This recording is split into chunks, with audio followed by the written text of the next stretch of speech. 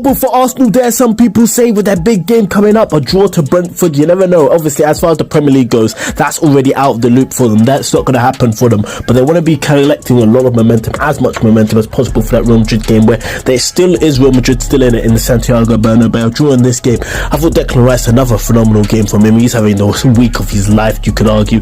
Thomas Partey was the only goal, what it looked like at one point, but then Brentford was knocking on the door, especially from that second point.